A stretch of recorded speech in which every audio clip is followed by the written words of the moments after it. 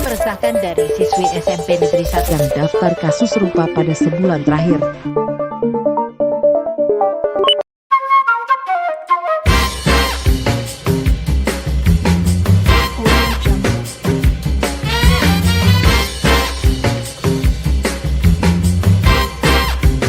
Audio Jungle.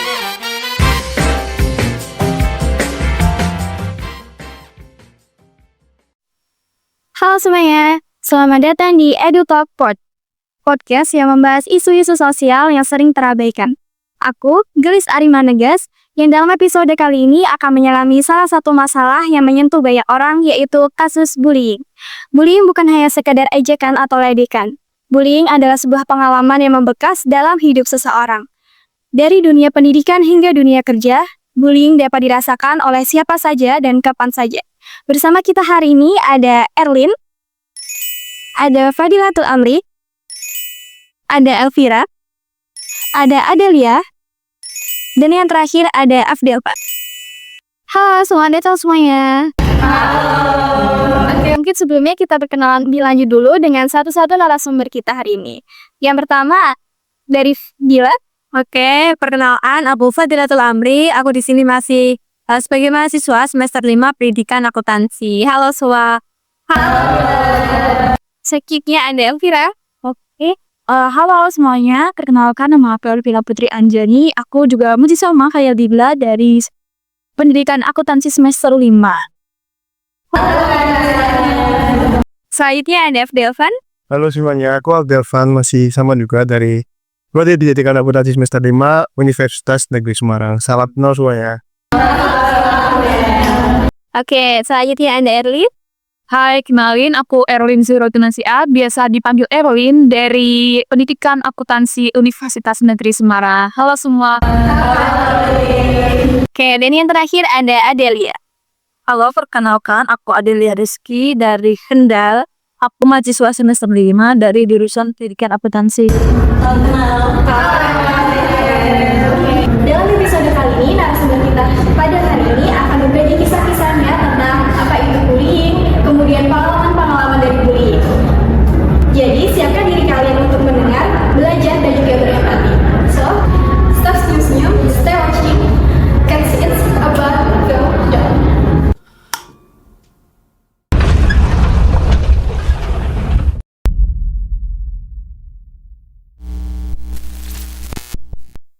Nah, tentunya kalian udah gak sabar nih mendengarkan cerita-cerita dari pengalaman narasumber kita pada hari ini. Mungkin dari Erwin dulu bisa diceritakan nih pengalamannya terkait bullying. Untuk pengalamanku di kasus bullying ini, dulu waktu masih kecil sih ya, masih anak-anak itu sekitar kelas 1 sampai kelas 4 SD gitu. Aku pernah yang namanya ngerasain kayak ya dibully lah, tapi dibully sewajarnya anak kecil gitu ya. Kayak dijauhin teman-teman, kayak berangkat sekolah pagi, habis sampai kelas nggak punya teman gitu. Nah, dari kasus itu kayak setelah kelas 4 itu di kelas 5 sampai kelas 6 SD, kayak aku merasa dendam sama mereka-mereka yang membuli aku, dan di situ terus di situ tuh ada yang namanya provokator ya, satu orang yang jadi provokator. Nah, di situ aku dendam sama orang itu. Jadi selama 2 tahun di kelas 5 sama kelas 6 itu aku juga provokasi teman-teman aku buat ngejauhin si orang itu gitu loh. Jadi kayak di sini ada rasa dendam yang bisa buat membalas itu. Sakit ya sebenarnya gitu.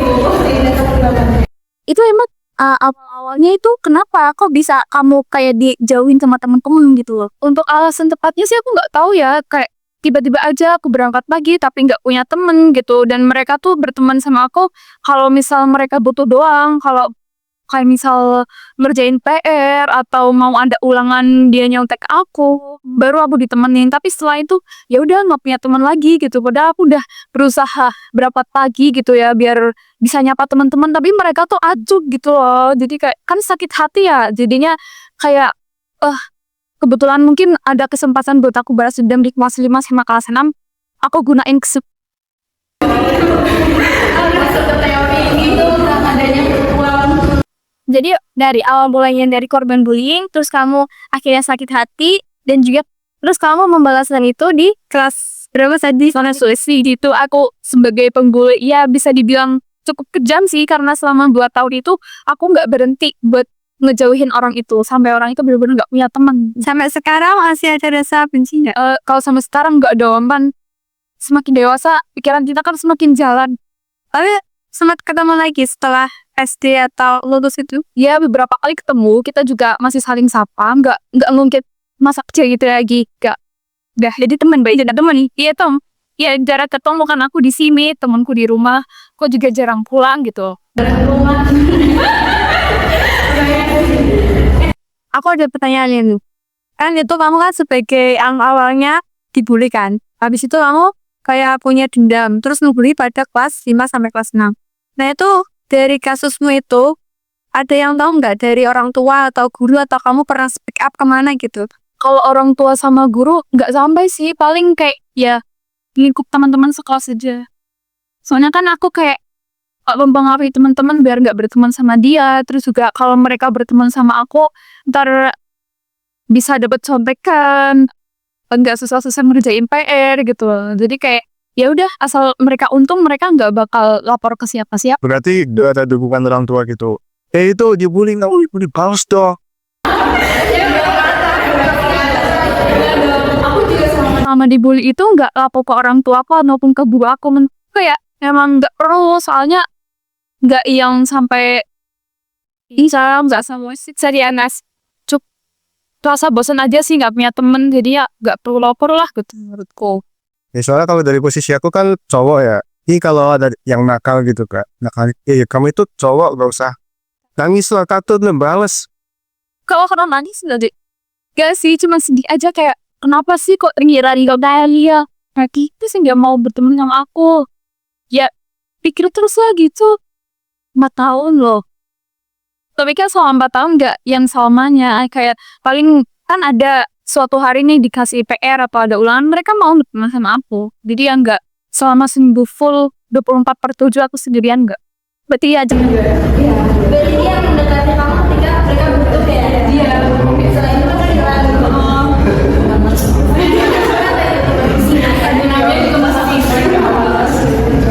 Nah, oke, mungkin dari Erlin kan sudah punya pengalaman sebagai seseorang yang pernah membuli karena motif balas dendam gitu ya.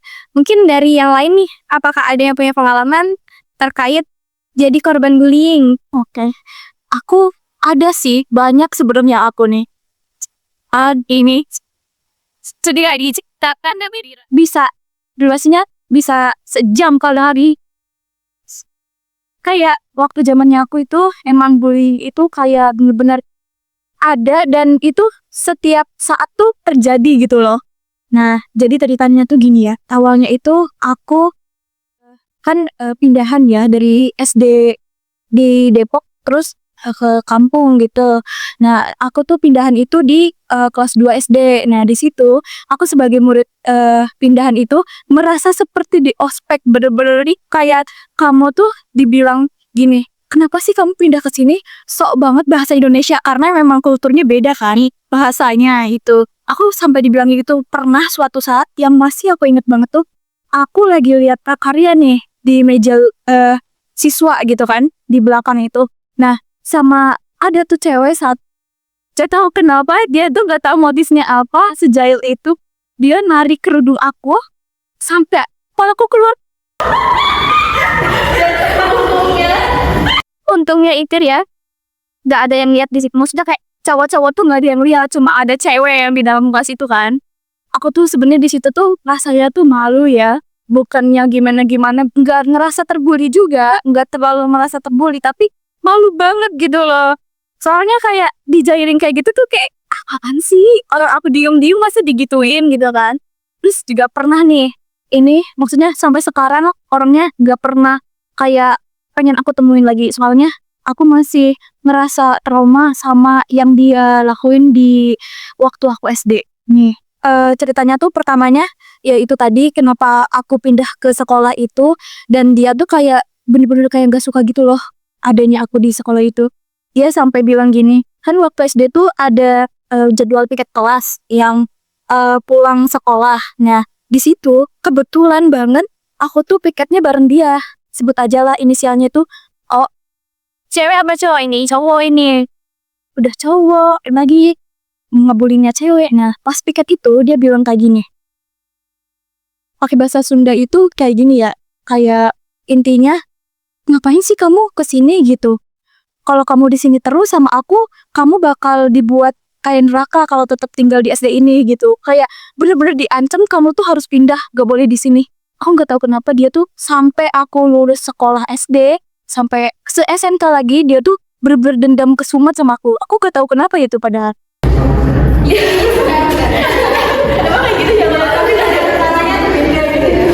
Iya tuh bener-bener kayak aku tuh diincar sama dia tuh selama SD, bener-bener diincar sama dia, kayak dikatain lah, terus di apa ya, kayak dijenggal gitu loh kakinya. Itu pernah, ya Allah, kayak bener-bener sangat-sangat merasa ketakutan aku kalau mau berangkat sekolah. Makanya tuh pernah ada waktu aku tuh gak mau berangkat sekolah. Sampai aku minta sama mama aku, Mama, tolong dong aku ditungguin sekolahnya. Aku bener-bener takut kalau sekolah. Sampai aku nangis gak mau, Mah, aku gak mau sekolah gitu. Kayak itu bener-bener fase yang menurut aku itu kayak fase terendah aku mau belajar di sekolah gitu. Kayak adalah homeschooling aja maunya gitu kan.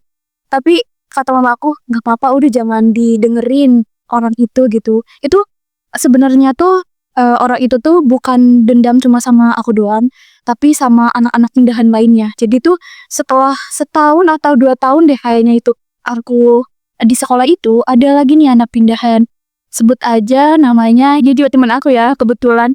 Sebut aja namanya Kiki sama Aini. Nah, Kiki sama Aini itu juga bener-bener terbuli sama dia. Sampai dibilang gini, kan si Kiki tuh kayak ya samalah sama kayak aku, kayak orang-orang biasa gitu kan. Terus karena emang dia juga punya privilege dari orang tuanya, jadi dia tuh kayak buat ngebully tuh gampang gitu loh. Dan guru tuh walaupun dia ngebully tuh kayak biasa-biasa aja karena dia punya privilege dari orang tuanya gitu loh. Orang berada. Nah, si Kiki itu sampai dibully kayak gini. Kiki, mau apa kamu sih kesini gitu? Udah bau, jelek. Pernah gila kayak gitu. Sampai kasian banget kan. Aku sebagai temennya selalu nganterin dia pulang sambil nangis, tahu, kayak kasian banget padahal dia tuh di rumah tinggalnya cuma sama neneknya, sama kakeknya, ditinggal ibunya kerja, ditinggal kakaknya kerja, pokoknya dia cuma ngurusin kakek nenek lah di rumah gitu. Dan itu pindah juga karena ya kebutuhan ekonominya ya kurang gitu loh. Kalau yang satu lagi tuh Aini. Nah, kalau yang Aini itu bukan cuma sama si ini ya, tapi juga sama anak-anak cewek lainnya.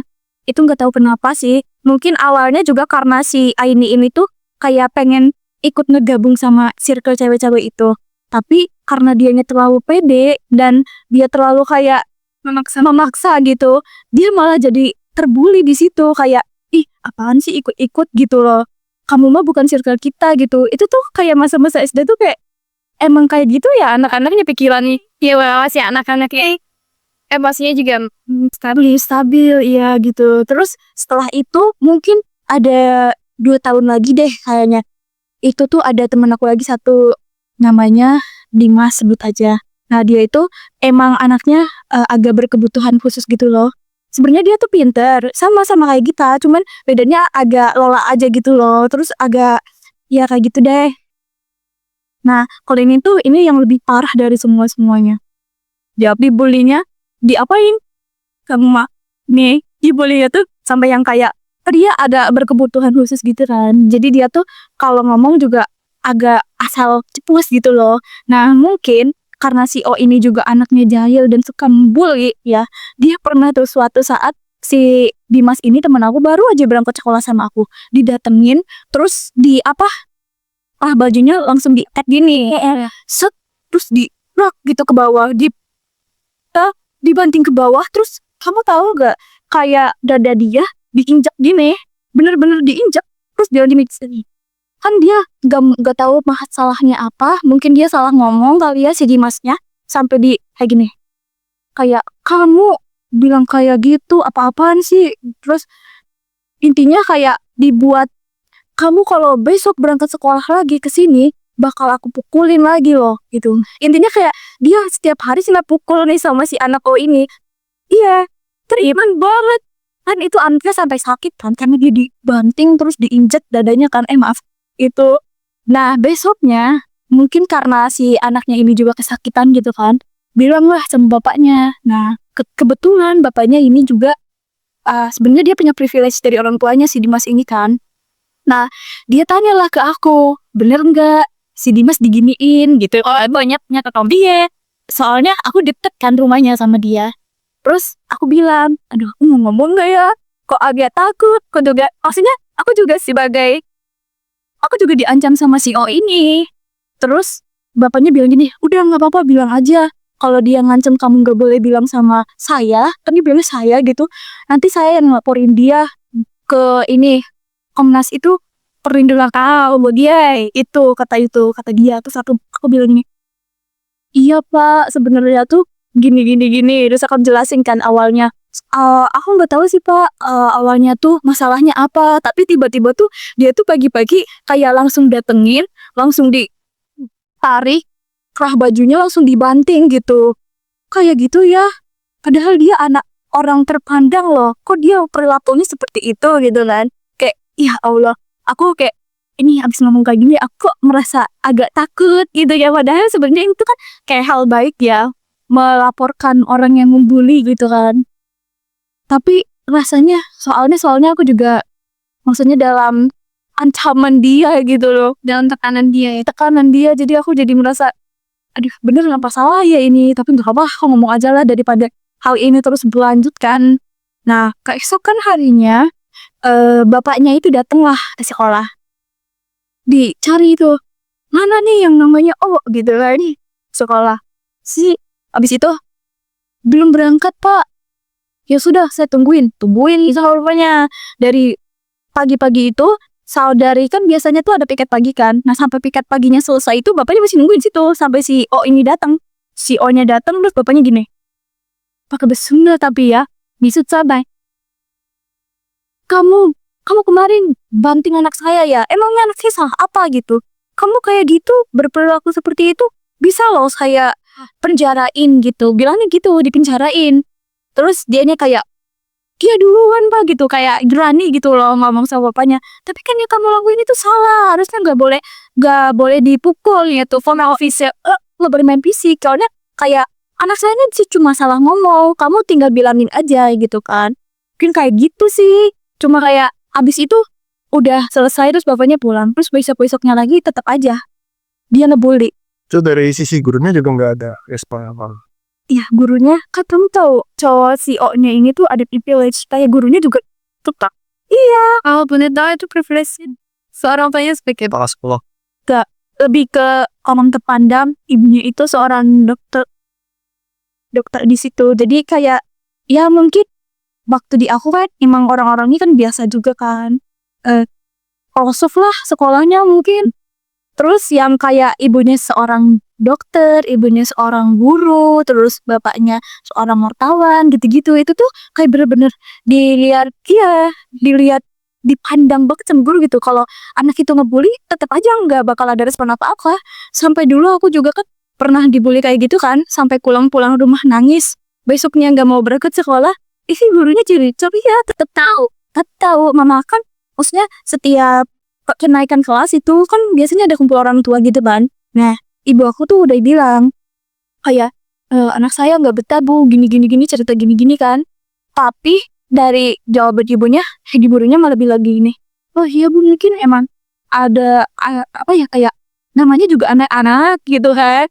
Soalnya masih SD, tetapi tuh sebenarnya menurut aku ya di masa-masa SD itu kan harusnya masa-masa indah bersekolah. Kayak buat memotivasi kita buat sekolah selanjutnya gitu, SMP dan selanjutnya ya kan. Nah, dari situ aku udah kayak, Allah, aku bisa nggak ya lulus SD di sini gitu. Apa sampai bilang gini, mah pindah aja deh, itu sama, karena ada kakak aku juga di SD lain udah ini, pindah aja deh mah sama si Tete, maunya pindah pokoknya gitu kan. Tapi sama mama aku, udahlah dicoba dulu di situ gitu. Orang ini juga sebenarnya lulus gitu. Tapi setelah itu kan aku juga isinya kayak bertemannya sama orang-orang yang terbully kan. Terus berjalannya waktu aku juga bisa ngegabung sih sama teman-teman cewek lainnya. Terus ada nih lucu banget temen itu yang tadi aku cerita, orang yang ngebully aku yang kerudungnya sampai ditarik itu sekarang jadi temen aku. Dia sendiri yang cerita loh, kan lumayan dekat sama kamu. Iya dekat, sekarang sampai sekarang masih deket sih. Dia bilangnya kayak gini, dulu tuh yang narik kamu, dulu tuh kamu inget gak yang waktu lagi lihat prakarya terus ada yang narik kerudung kamu, itu aku loh. Sherotik. Terus aku tanya gini, kamu itu nakal banget sih sama aku, kok kamu mau sih narik kerudung aku gitu. Orang aku juga disuruh gitu. Ternyata tuh di waktu dulu tuh emang di tatanan circle itu tuh ada yang namanya kayak tingkat atas, tingkat bawahnya, dan tingkat disuruh. Nah ya tuh di tingkat disuruhnya. Jadi kayak ya cuma disuruh-suruh gitu loh. Nah mungkin dia juga merasa terbully karena disuruh sih gitu. Jadi dia soal temenan nih sama aku gitu. Tapi dia udah pernah minta maaf gitu nggak? Iya dia ceritain Setelah mengakui kesalahan terus minta maaf gitu. minta maaf, terus kesininya kan aku kalau berangkat sekolah sama dia, terus kesininya lagi kayak dia juga punya temennya gabung lah main sama aku, terus kesini dimana aku jadi baik. BSD itu jadi kayak ya udah deh, oh ternyata bully itu juga ada hikmahnya, gak selamanya dibully. Mungkin itu aja sih aku cerita buat orang-orang yang pernah sebagai korban ini. Ya Allah, aku nggak pernah ngebully ya, tolong. Tapi ada nggak kayak buat apa motif pengen balas dendamnya itu ada nggak? Enggak sih, Oh kayak Elin. Chicks. Itu harus dibalas dendam gitu. Kalau misalkan dipikir-pikir, boleh juga sih balas dendam. Tapi kalau menurut aku kayak ya udah deh, nama kelamaan orangnya juga nanti mikir sendiri kan, kayak gak selalu orang yang jahat itu akan selalu jahat gitu. Pasti ada kalanya dia ingin berubah menjadi baik gitu kan. Menurut aku orang yang jahat juga pasti punya motif-motif tersendiri kenapa dia jahat gitu, kenapa dia juga ngebully aku juga pasti ada sebab-sebabnya kenapa aku dibully gitu kan. Tapi kalau mungkin aku nggak ada sebabnya tuh kayak tadi aku diem-diem dibully, itu nggak tahu ya apa emang mereka jahil aja mungkin. Selama ini nggak ada sih kepikiran ataupun niat buat kayak balas dendam ke orang. Soalnya kan kesini di sini juga orang-orang itu juga jadi teman aku gitu, berteman baik. Jadi ya udah deh, yang masa lalu biarlah masa lalu. Kalau sekarang kita harus menata persahabatan kita, pertemanan kita lebih erat lagi ya. Tapi kamu tuh perasaannya sebagai dibully ya, nah itu gimana? Sama harapannya ruang dibully. Oke, mungkin perasaan aku ya pertama itu kan karena anak pindahan, terus nggak punya teman juga, ditambah dibully, pasti sedih lah, sedih banget itu, setiap malam bisa nangis. Terus yang kedua, mau berangkat sekolah pasti takut, cemas gitu, kayak takutnya takut dibully lagi nih hari ini, kan dibully mah nggak inget waktu ya. Terus yang ketiga tuh cemas ketemu orangnya, kayak nanti was-was banget bener, kayak orang ini udah dateng lagi nih ke kelas, cemas banget, aku takutnya diapa-apain gitu kan. Sebenarnya cuma gitu-gitu aja sih, kayak takut, cemas, terus sama itu tadi sedih karena nggak punya teman. Terus buat harapannya mungkin ya sebisa mungkin jangan membuli ya teman-teman, sakit loh dibully. Maksudnya tuh kayak orang yang kalian bully tuh siapa tahu mentalnya nggak yang sebaik nggak sebaik Erlin yang masih bisa menanggapi. Kayak ada orang takutnya nih, ada orang yang lagi di titik terendah mereka gitu ya, abis itu kalian bully terus, itu kesian loh sama temen-temennya, takutnya dia punya depresi atau gimana, kan kalian juga jadi nantinya yang kena. Aku harap sih jangan ada pembulian lagi deh, itu sangat amat buruk menurut aku. Walaupun kalian masih di SD, SMP atau SMA tuh jangan lakukan hal itu ya teman. Jangan ya deh ya. Iya deh. Puas ya setelah mengikuti balik. Pasti ada aku bisa nih balas dendam, but I said, Mike, Tapi nyesel gak? Ya ada rasa penyesalan sih. Kami gak seberapa ya, tetap pulang banyak yang puas ya. sampai sekarang aku nggak minta maaf, tahu saya tuh. Iya nih, ngadir aja. Iya masih berhubungan baik, cuman nggak pernah ada kata maaf gitu. Sama dia juga nggak pernah ada maaf. Oh jadi yaudah kita cek. Yang penting masih baik guys. Aku telepon nih sama si Abdel. Kan Abdel katanya itu ya. Jadi kalau aku sebagai laki-laki nih, pasti pas dibully tuh harus balik apa? Misal di apa ya? Harus balas dendam, selalu dia harus pukul gitu. Maksudnya pukul dibalas pukul. Nah, si Abdel sendiri tuh pernah gak kayak dibully atau dipukul terus dibalesan si Abdel? Sebenarnya sih membuli di kalangan cowok ya. Ya tawuran kan udah biasa ya, malah hidup suasananya. Kalau aku ya, so tawuran ini nggak ada yang jadi bahan bocolan tuh, malah kan mati ya, kayak kurang hidup itu kalau kasar. Tapi kan ya, gimana ya, bilangnya juga dibully juga udah biasa gitu kalau cowok itu artinya. Yang baru juga baru sewajarnya aja gitu lah, ada kesempatan baru sih, harus lah apa gitu. Udah enak gitu pokoknya tuh. Berarti ini konteksnya Iya, gak dimasukin nggak ada baper-baper loh. Ada sih yang sekali 2 kali baper kalau mau. Ada pernah ini SCUB ini bully itu kayaknya udah biasa juga gara-gara sebut-sebutan nama bapak. Pasti kalian siap. Ada ini dia kayak gara-gara itu sering tuh pernah tuh yang pukul-pukulan tuh gara-gara itu artinya. Ya itu ya kalau itu juga udah amat main lagi gitu aja lah suat. berarti kayak nggak dipermasalahin kayak dendam banget gitu nggak ya? Beda banget sih kalau kata aku enggak sih.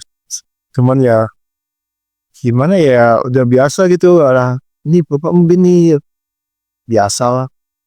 Itu kan temenmu ya yang gituin ya. Kalau dirimu sendiri kayak gitu pernah nggak? Apa yang jujur enggaknya? Jangan Kapan ya? SMP sih pernah banyak pengalaman yang kayak dibully gitu. Cuman di sekitar tongkrongan doang juga gak terlalu parah banget kayak si Elvira atau si Erlin yang ngebales gitu. Udah ya bully biasa lah sih aku. Kirain cerita juga nggak apa-apa. Di podcast ini kan kita buka-buka. Jadi podcast jujur. Step diri kamu sendiri gitu. Pernah ngelakuin kayak nyebut nama orang tuanya apa gimana gitu, apa yang orang tuamu yang disebut? pernah itu juga pernah tuh SMP kelas 7 tuh kan awal baru perkenalan ya kelas saya. Ya itu gara-gara bocor sama bapak pukul-pukulan udah itu kalau masuk DK.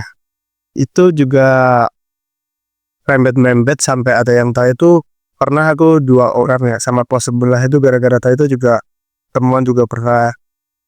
Oh ya parah lah kalau cowok lah gitu paling cuma ya betul nggak kalau ngebalas mah juga ngebalas biasa mau bapak pulang gitu lah udah gimana ya udah merasa bebas lah itu lah udah merasa enak gitu lah.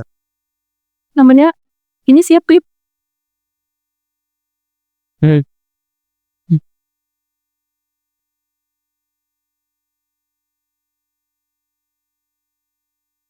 Berarti konteks cowok kalau nongkrong itu berarti lebih ke bully kalimat kata gitu ya. Bully bercanda ya. Bercanda aja gitu. Berarti Parah. enggak yang serius ya bully ini.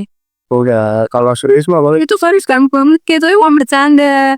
Setiap konteksnya cowok bercandanya emang kayak gitu, enggak yang masuk ke bully. Ya, menurut kamu bully yang paling parah di cowok tuh bully hal apa gitu? Aku jadi pengen tahu lebih tentang cowok deh. Iya. Dari segi nanti sudut pandang cowok tuh bully tuh kayak gimana sih? Orang kayak gitu aja dibilang bercandaan soalnya. iya soalnya kalau bahas fisik juga paling itu juga kalau kataku bercandaan doang. Iya fisik. Pukul-pukulan juga bercanda. Ya kalau pukul-pukulan mah beda kalau mas kisik pukul gendut gitu. Pendek gitu itu. Kalau kataku juga bercandaan doang sih. Switchnya tuh gimana ya? Gak ada juga sih. Kalau dikucilin gitu, itu baru bisa mungkin. Tapi aku gak pernah yang seperti itu. Kayak kucilin orang itu enggak. Indah banget kisah. Bener-bener. Ya ampun. Nah, mungkin kan tadi udah ada korban bullying, terus juga udah ada pelaku bullying. Apalagi di sekolah ya, di tingkat pendidikan. Yang sering kita jumpai kan di tingkat pendidikan nih, dimana sebenarnya kita banyak tuntutan akademik, tapi juga malah kita kedapatan jadi korban bullying. Nah, mungkin nih kita sebagai teman ataupun mungkin suatu organisasi, kalau kita melihat kasus bullying di sekolah ataupun di tingkat pendidikan kita, ada yang tahu nggak? Maksudnya langkah apa yang bakal kita ambil gitu? Atau mungkin ada yang punya pengalaman pernah membantu menangani kasus bullying atau seperti apa gitu? Nggak ada sih. Dari Cila ada mungkin? Dari aku sendiri ya, Li. Kalau kita harus back ke Erlin sama si Elvira dulu. Nah, dari Erlin kan awalnya dia sebagai bukan yang dibully ya, partner bullying, terus menjadi membuli karena itu ada alasan tersendiri ya, teman ya. Itu ada alasannya karena dia ingin balas dendam. Dia tidak terima. Sedangkan si Elvira ini dia sebagai yang dibully dan dia tidak ada niatan untuk balas dendam.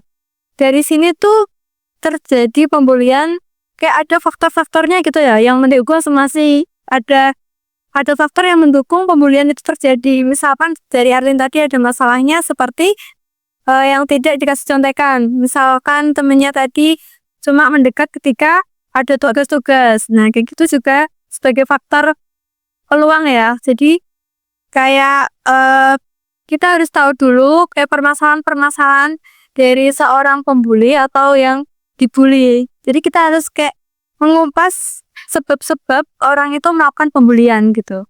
Jadi nggak serta-merta apa yang seorang membuli itu bukan karena dia jahat, bukan karena mungkin ada faktor yang seperti Arlin tadi, karena dendam ya, karena dia itu udah merasa udah pernah ngerasain dibully gitu, jadi dia tidak terima karena atas pembulian itu gitu.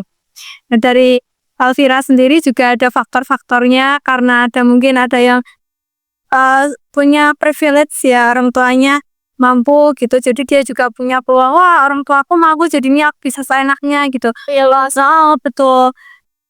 Juga karena mungkin orang tuanya keduanya sibuk bekerja kan.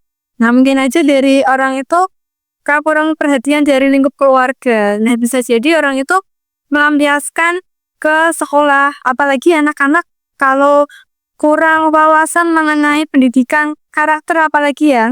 Jadi pondasi dari karakter kan keluarga ya, dari keluarga sendiri kalau belum mumpuni buat menciptakan karakter anak itu untuk mendidik yang bagaimana caranya ini itu, terus bagaimana cara menghadapi masalah atau sekedar kita merespon orang lain itu bagaimana, kan belum benar-benar ngerti gitu alurnya. Nah, itu juga menjadi salah satu beberapa faktor ya dari adanya pembulian gitu.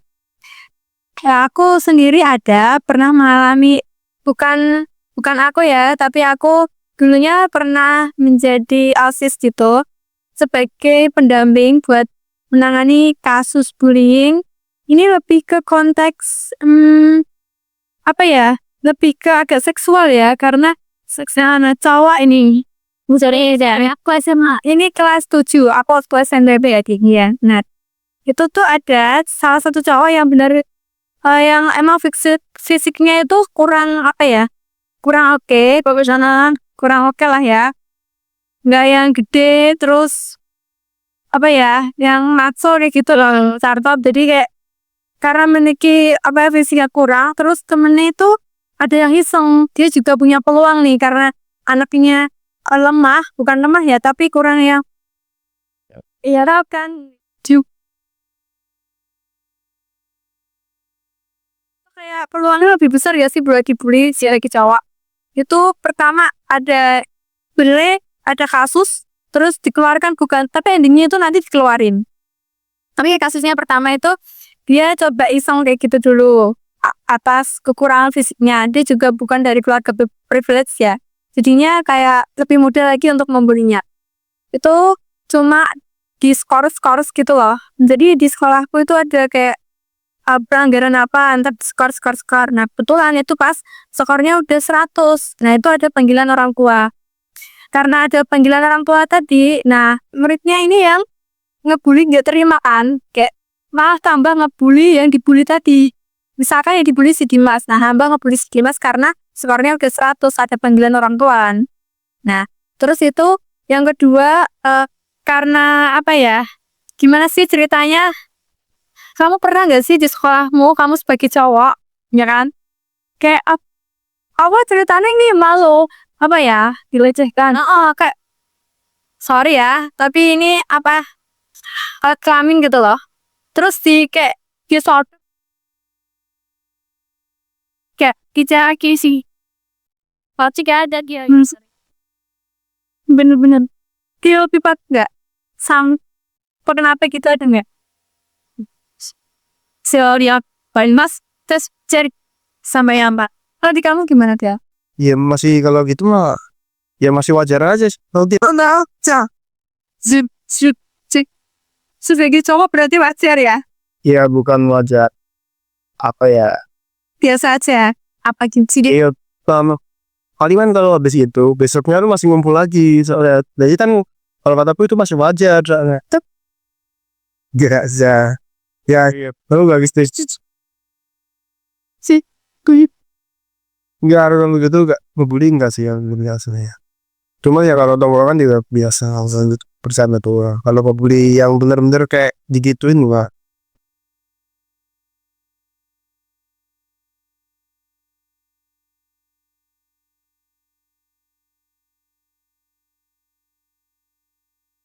gimana? Terus ada gitu kasusnya. Karena itu pas kebetulan atau entah kebebasan ya yang ngebulinya itu digituin itu sampai kesakitan. Sampai apa ya, ditaruh ke klinik gitu. Tahu sakitnya kayak gitu.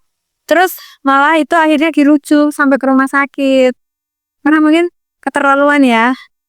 Di situ dari pihak orang tua kan jelas nggak terima ya, lapor ke sekolah, terus kasusnya diolah. Dari sebelumnya tuh juga ada, aku sebagai OSIS tuh cuma buat ada info apa nih, kayak gitu dari sini cuma ngumpulin info gitu buat lapor ke Wakasis gitu.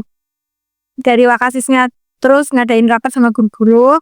Habis itu dari pihak yayasan, karena sekolahku swasta, nggak ke negeri ya, jadi keputusan juga diambil dari pihak yayasan, anak itu jadinya dikeluarin. Karena kita juga sekolahnya di agama ya, madrasah. Jadi kayak gitu udah keterlaluan banget kan. Jadi gantinya dikeluarin.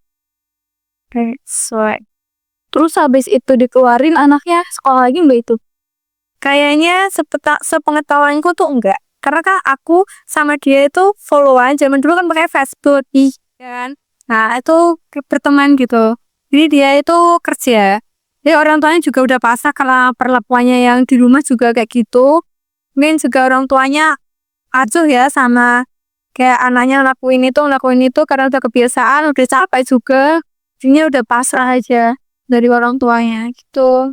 Dan berserah diri kepada Allah. Iya. Juga kemarin aku tiba-tiba pas udah SMA sih, itu kasus pembulian kan aku waktu kelas 8. Ya dibully tuh kelas 7. Tuh aku tiba-tiba pas SMA aku ditambahin, "Mbak, kamu kenal yang ini ya?" Digituin sama kepala sekolahku. Itu aku diinfo ke Facebook. "Iya Pak, kenal. Itu dulu ada kasus deh, aku ceritain gitu." Ya udah Mbak, makasih gitu. Aku tahu ya sekarang dia itu kemana-kemana nggak tahu. Tapi itu emang udah dikeluarin kayak dari pihak. Dan ternyata sebelum itu orang tuanya juga sering dipanggil. Karena apa ya, faktor ekonomi juga, kayak nunggak SPP kita per bulan kan bayar ya, pas swasta tuh dia nunggak kayak gitu. Juga ada masalah-masalah lain yang memang ini apa ya, dia itu cowoknya emang nakal sih, bisa dibilang nakal. Jadinya nggak cuma satu orang, banyak orang juga bukan di sekolah aja, di tongkrongan juga laki-laki kayak gitu. Jadi sering ngebully.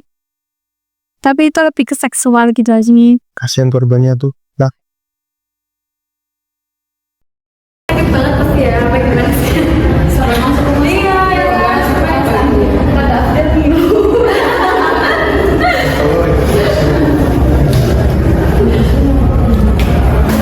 diceritakan nih dari pengalaman masing-masing dari narasumber. Nah, masih berkaitan dengan kasus bullying, belum lama ini juga sempat beredar di media massa terkait kasus bullying yang berujung dipaksa bestut dan juga menggonggong yang terjadi di Surabaya. Mungkin udah ada yang tahu kasus ini? Iya, sempat viral di media sosial. Nah, mungkin buat sedikit penjelasan mengenai kasus ini, yaitu bermula dari perundungan dua orang siswa SMA di Surabaya, yakni ES yang merupakan siswa SMK Gloria 2 dan juga AL siswa SMA Cita Hati Surabaya, seusai melakukan pertandingan basket. Tindakan perundungan ini membuat orang tua dari AL atau si korban bullying, yaitu IS, tak terima. Alhasil Ivan pun mendatangi sekolah ES sembari membawa sejumlah katanya si preman gitu pada Senin tanggal 21 Oktober 2024. Nah, saat jam pulang sekolah, ES ini pun diminta oleh orang tua dari korban untuk berlutut dan juga menggonggong sebagai tanda permintaan maaf atas olokan-olokan yang dilontarkan kepada anaknya. Jadi kasus ini tuh sebenarnya cuman dalam ranah olok-olokan gitu, misalnya ejek si korban sama pelakunya. Nah, usut demi usut, kasus ini pun sampai ke pihak pengadilan. Dan menurut berita yang terakhir kebaca, orang tua ini dari sidangnya itu dipidanakan gitu. Sebenarnya kasihan ya, kayak anaknya yang udah terbuli ini juga tuh bapaknya, orang tuanya itu malah dipidana. Mungkin menurut aku ya, mungkin ini kurang dari cara penyampaian orang tuanya menegur atau menasihat anak yang membuli anaknya gitu. Anak yang membuli anaknya gitu kan.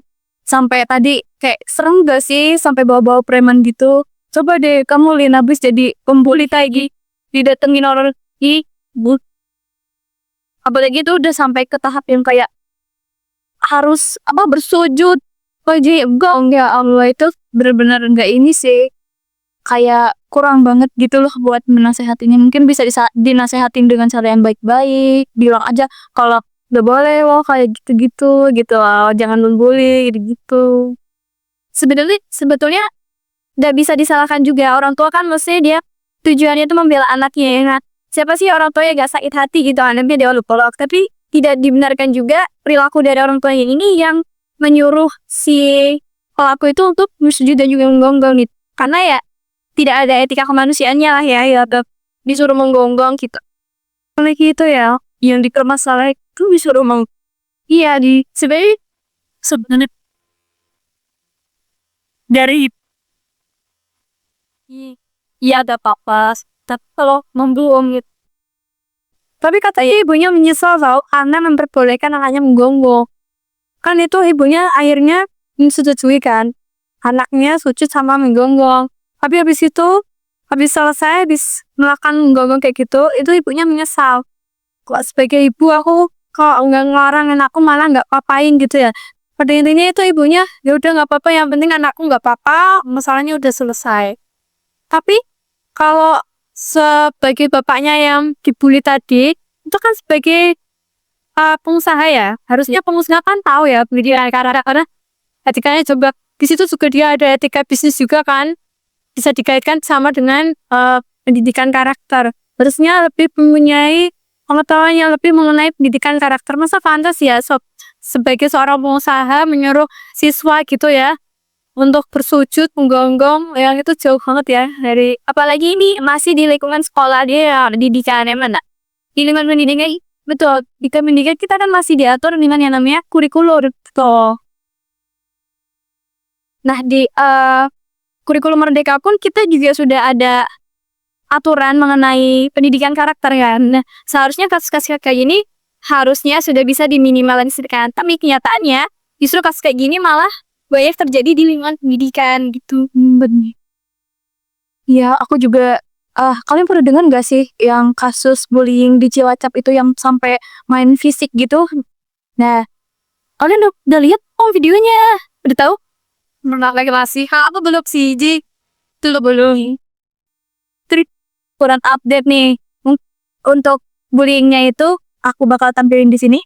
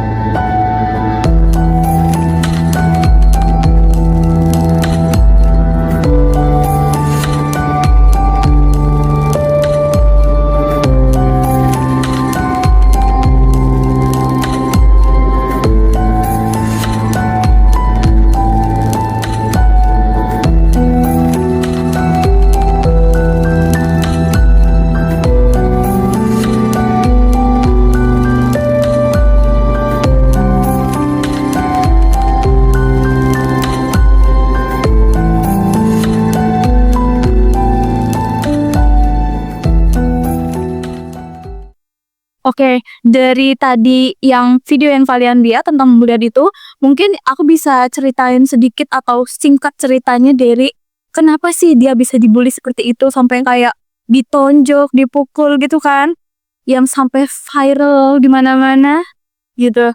Jadi awalnya tuh kisahnya tuh mulai dari si anak cowoknya ini yang sebagai korban itu mau masuk ke gengnya, ada namanya gengnya Basis.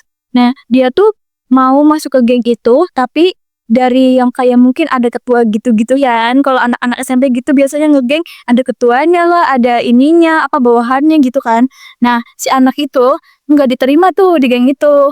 Tapi abis dia nggak diterima itu, dia tuh ngakunya sama orang-orang tuh, aku tuh anggota geng Basis itu loh. Nah, dari situ, dari anak-anak geng Basisnya tuh nggak terima kalau dia tuh bagian dari kita, padahal dia tuh bukan bagian dari kita gitu. Nah, karena dia mengaku-ngaku sebagai anggota dari geng tersebut tuh, jadi di waktu pulang sekolah itu dia dicegat, nggak boleh pulang. Terus disitulah dimulai pembulian itu. Pertamanya sih cuma kayak dibilang-bilang, didorong-dorong gini kayak, apa-apaan kamu maksudnya ngaku-ngaku jadi geng kita gitu loh. Kamu tuh bukan anggota dari kita gitu. Terus lama-lama akhirnya terjadilah pemukulan secara sepihak oleh si pelaku tersebut, dan korbannya itu cuma bisa diam dan menangis sambil minta maaf. Ya Allah, aku kalau lihat itu kayak, ya Allah, sakit banget pasti jadi dia kan. Udah mah kena bully yang secara fisik itu yang mungkin masa proses pemulihannya itu juga agak lama kan gitu.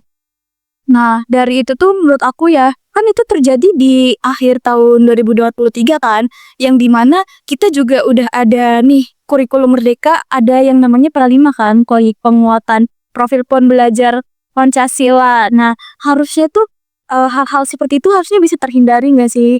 Kayak dapat dicegah lah seenggaknya gitu kan, dengan adanya P5 itu kan kita juga belajar pendidikan karakter siswa kan, teman-teman lagi. Guys.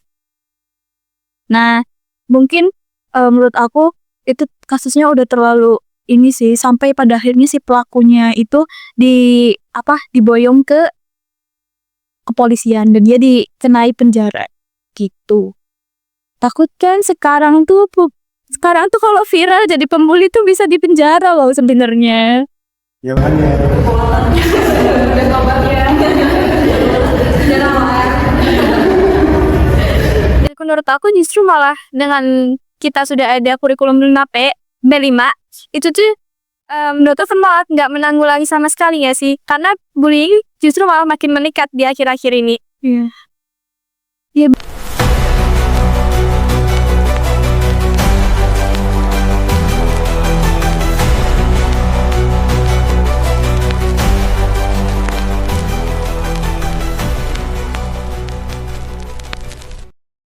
Nah, dari data statistik tadi bisa disimpulkan bahwa ternyata pendidikan karakter di Indonesia khususnya melalui kurikulum P5 ini, ternyata di P5 ini tidak bisa sepenuhnya mengcover pendidikan karakter. Salah satunya kan di P5 itu ada nilai-nilainya ya.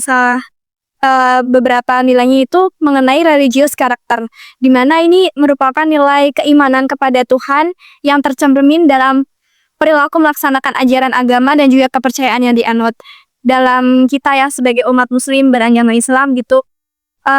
Bullying ini kan sudah jelas melanggar aturan agama kita, di mana kita harus bersikap sopan dan santun kan sesama manusia gitu.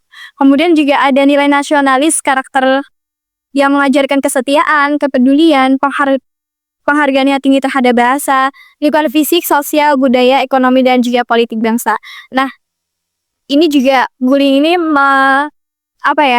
tidak sesuai dengan nilai karakter yang nasional karakter ini, karena di kepedulian dengan adanya bullying berarti dia tidak peduli kan sama satu sama lain, tidak ada rasa ya, tidak ada rasa ya hatinya gitu.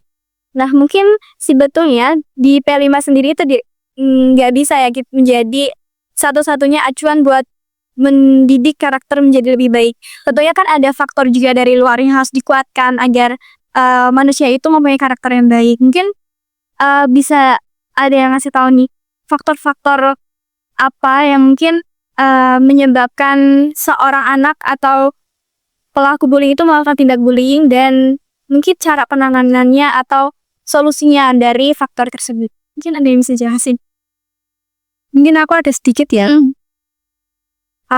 Adanya kejahatan termasuk bullying, kita juga pernah belajar dari pas Sandy kemarin, itu ada peluang.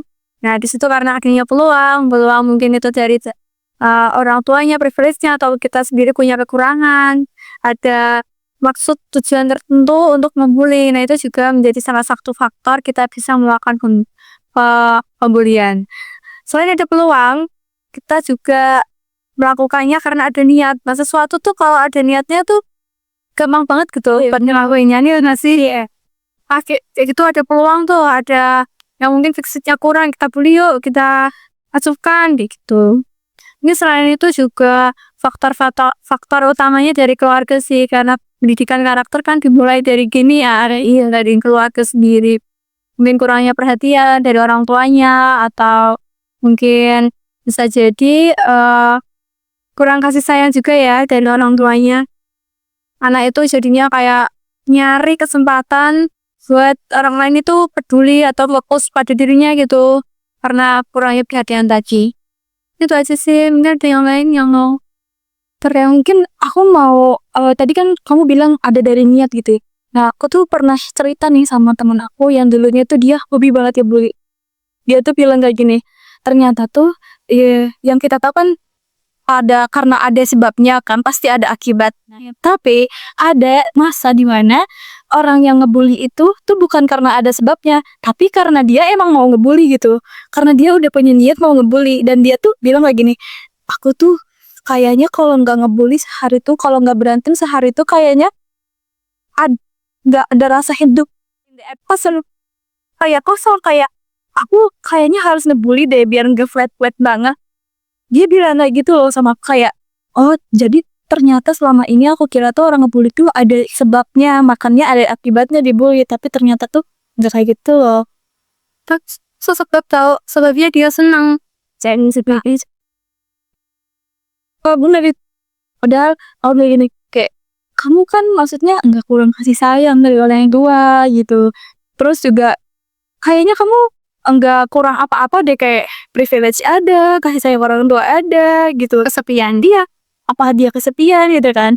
Ya aku kan bapak ibu aku kerja gitu loh. Jadi aku kalau pulang dari sekolah kayak enggak ngapa-ngapain di rumah sendirian. Nih, makanya aku cari kesenangan di sekolah dengan membuli itu. Oh ternyata emang niat itu emang bener ada loh buat faktor. Aku juga membuli kok.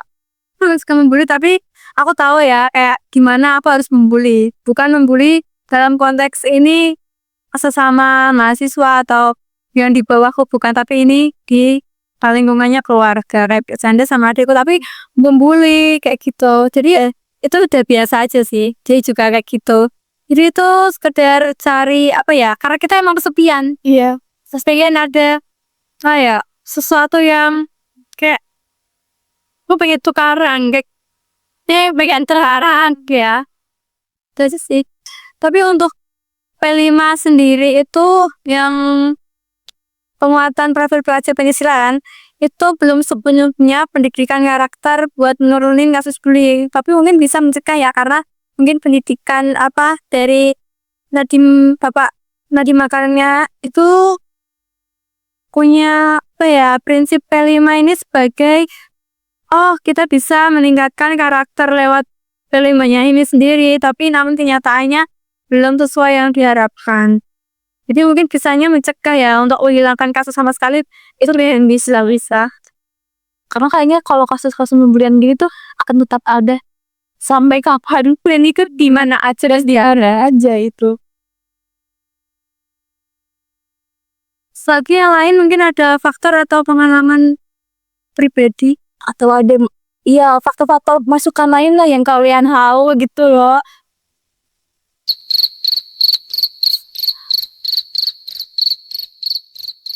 Kalau enggak nanti jadi kayak mungkin perlu adanya perbaikan terkait pendidikan karakter, mungkin lebih difokuskan pada pembuliannya ya, kan banyak ya jenis-jenis pendidikan karakter, kasus sopan santun, gotong royong, tadi karena ikatan dengan Tuhan juga oh iya ya, iman. Karena berkaitan sama religius, kita masing-masing juga punya iman, punya pengetahuan tentang agama. Jadi agama itu juga sebagai penguat kita agar tidak melakukan tindak kejahatan gitu. Karena kita punya iman, jadi kita tidak melakukan itu. Ini. Iya, mungkin aja nih kalau ya namanya juga manusia. Nanti soalnya kalau terusannya bukan udah kalah gitu kan.